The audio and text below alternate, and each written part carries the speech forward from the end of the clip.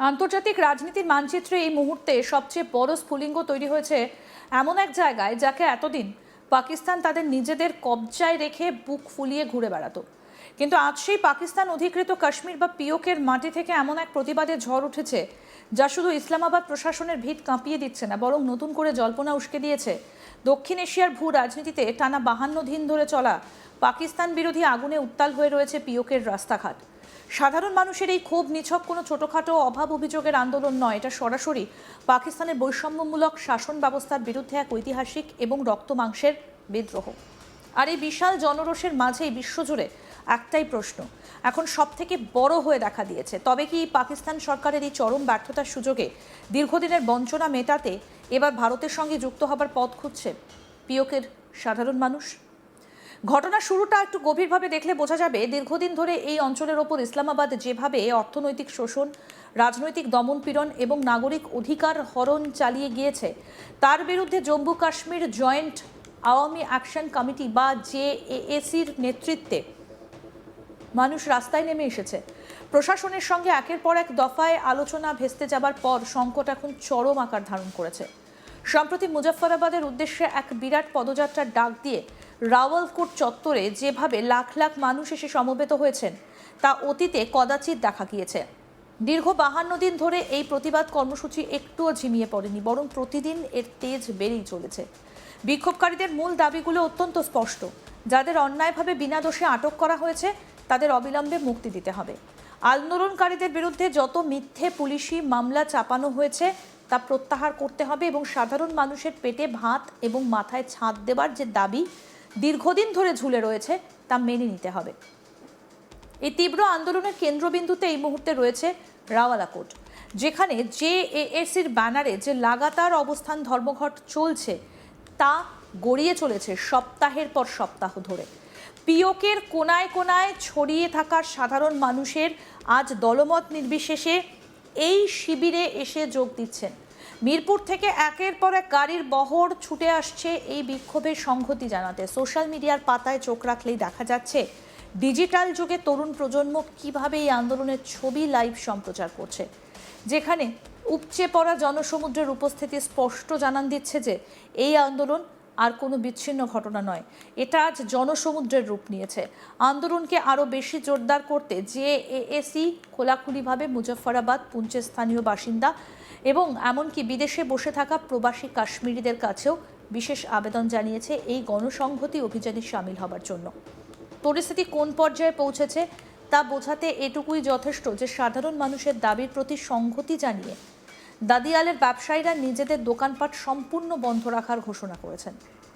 সবথেকে বড় রাজনৈতিক ধাক্কাটা এসেছে আসন্ন নির্বাচনকে কেন্দ্র করে। পিওকে প্রশাসনের পক্ষ থেকে যে বিধানসভা নির্বাচনের কথা ঘোষণা করা হয়েছে তাকে সরাসরি একটা প্রহসন বলে দাগিয়ে দিয়েছে জয়েন্ট আওয়ামী অ্যাকশন কমিটি। শুধু তাই নয়, এই ভুয়ো নির্বাচন সম্পূর্ণভাবে বয়কটের ডাক দিয়ে রাওয়ালকোট কেন্দ্রিক আন্দোলনকে আরও কয়েক গুণ বাড়িয়ে দেওয়া হয়েছে।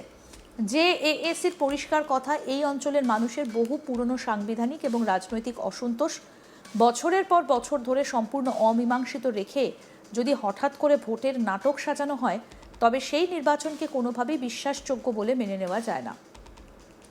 এর পাশাপাশি আরও একটা মারাত্মক বিবাদের বিষয় এই আন্দোলনকে আরও উস্কে দিয়েছে সেটা হচ্ছে পিওকে বিধানসভায় শরণার্থীদের জন্য সংরক্ষিত 12টা আসনের উপস্থিতি। এই বিশেষ বন্দোবস্ত কিভাবে বছরের পর বছর ধরে এখানকার সাধারণ মানুষের গণতান্ত্রিক প্রতিনিধিত্বকে বিকৃত করে আসছে তার বিরুদ্ধে তীব্র ক্ষোভ উগড়ে দিয়েছেন প্রতিবাদীরা। তাদের সাফ কথা, এই ত্রুটিপূর্ণ এবং পক্ষপাতদুষ্ট ব্যবস্থা যতদিন না পুরোপুরি বদলানো হচ্ছে ততদিন এই নির্বাচন আসলে জনগণের সঙ্গে এক নির্মম তামাশা ছাড়া আর কিছুই নয়। পাকিস্তানের কেন্দ্রীয় সরকার এবং পিওকের পুতুল প্রশাসনকে এক হাত নিয়ে জেএএসি খুব কড়া ভাষায় জানিয়ে দিয়েছে যে তারা আর কোনোভাবে মৌখিক আশ্বাস বা তথাকথিত রাজনৈতিক খেলা মেনে নেবে না। বহুবার আলোচনার টেবিলে বসার নাটক হলেও কাজের কাজ কিছুই হয়নি। তাই এবার তারা স্পষ্ট করে দিয়েছেন যে ভবিষ্যতে যদি কোনো অর্থপূর্ণ সংলাপ করতে হয় তবে তা নেহাত কথার পিঠে কথা দিয়ে হবে না। সরকারের তরফ থেকে সুনির্দিষ্ট এবং লিখিত পদক্ষেপ বা আইনি নিশ্চয়তা থাকতে হবে, তবেই আলোচনায় বসার কথা ভাবা যেতে পারে। আন্দোলনকারীদের প্রধান দাবিগুলোর মধ্যে অন্যতম হল 2025 সালের অক্টোবরে যে মুজফ্ফরাবাদ চুক্তি স্বাক্ষরিত হয়েছিল তার আনুষ্ঠানিক এবং পূর্ণাঙ্গ বাস্তবায়ন ঘটাতে হবে। গত 5ই জুন থেকে 26শে জুলাইয়ের মধ্যে প্রশাসনের তরফ থেকে যতগুলো প্রতিক্রিয়া দেওয়া হয়েছিল তার প্রতিটা বিষয়ের ওপর সরকারি বিজ্ঞপ্তি বা নোটিফিকেশন জারি করার দাবি জানানো হয়েছে। কমিটির পক্ষ থেকে সরকারি প্রতিনিধিদের এক প্রকার শেষ হুঁশিয়ারি দিয়ে জানিয়ে দেওয়া হয়েছে যে লিখিত সরকারি আদেশ হাতে না পাওয়া পর্যন্ত এই দীর্ঘ পদযাত্রা এবং লাগাতার অবস্থান ধর্মঘট একটুও থামবে না। গত বেশ কয়েক মাস ধরে পিওকে জুড়ে শাসন ব্যবস্থার চরম অবনতি, রাজনৈতিক অধিকারের বঞ্চনা এবং আকাশছোঁয়া অর্থনৈতিক সংকটের জেরে যে চাপা অসন্তোষ ফুঁসছিল, আজকের এই বিস্ফোরণ তারই অনিবার্য পরিণতি।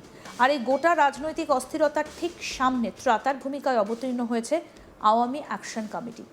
পাকিস্তানের বঞ্চনার জাতাকলে পিষ্ট হয়ে যখন সেখানকার সাধারণ মানুষ দিশেহারা, ঠিক তখনই আন্তর্জাতিক কূটনীতিক টেবিলে জোরালোভাবে প্রশ্ন উঠতে শুরু করেছে পাকিস্তানের এই চরম দেউলিয়াপনা এবং ব্যর্থতার দিনে সাধারণ মানুষ কি তবে ধীরে ধীরে ভারতের মূল স্রোতের সঙ্গে যুক্ত হবার কথাই ভাবছেন? সীমান্তবর্তী এই অঞ্চলের মানুষের বঞ্চনা এবং পাকিস্তানের অখণ্ডতা নিয়ে ক্রমবর্ধমান এই প্রশ্ন ভবিষ্যতে দক্ষিণ এশিয়ার ভূ রাজনীতিতে কোন মোড় নেবে, সেটাই এখন দেখার সবথেকে বড় বিষয়।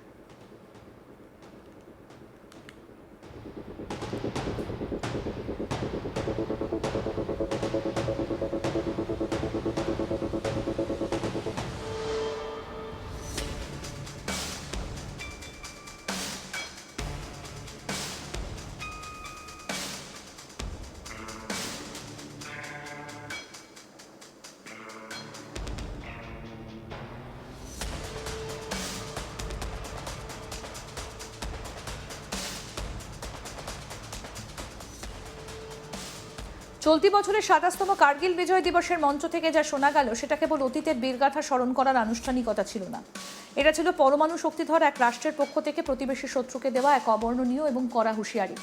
রবিবার 26শে জুলাই লাদাখের দ্রাস উপত্যকায় দাঁড়িয়ে দেশের প্রতিরক্ষা মন্ত্রী রাজনাথ সিং যেভাবে পাকিস্তানের বিরুদ্ধে আগুন ঝরা হুঙ্কার ছাড়লেন তা আন্তর্জাতিক ভূ রাজনীতির ক্যানভাসে এক নতুন বার্তা দিয়ে গেল। কি বলেছেন শুনবো। क्या पाकिस्तान से कोई बात नहीं होगी, और अगर बात होगी तो सिर्फ पीओके पर ही बात होगी, जो कि भारत का हिस्सा है, जिस पर पाकिस्तान ने अवैध तरीके से कब्जा किया था।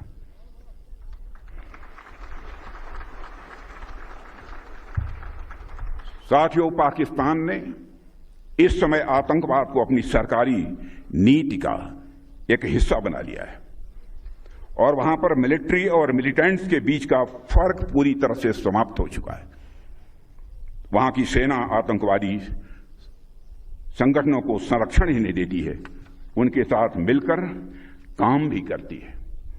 इसलिए हमने ऑपरेशन सिंदूर के समय ही यह साफ कर दिया है कि भारत अब आतंकियों और उनका पोषण करने वाली सरकारों को अलग अलग करके नहीं देखेगा। साथियों, कारगिल युद्ध को बीते हुए लगभग 27 साल गुजर गए और इन वर्षों में आज भारत और पाकिस्तान के रास्ते साफ साफ अलग दिख रहे हैं। আরো আপডেট পেতে দেখতে থাকুন আজ তাক বাংলা, সাবস্ক্রাইব করুন।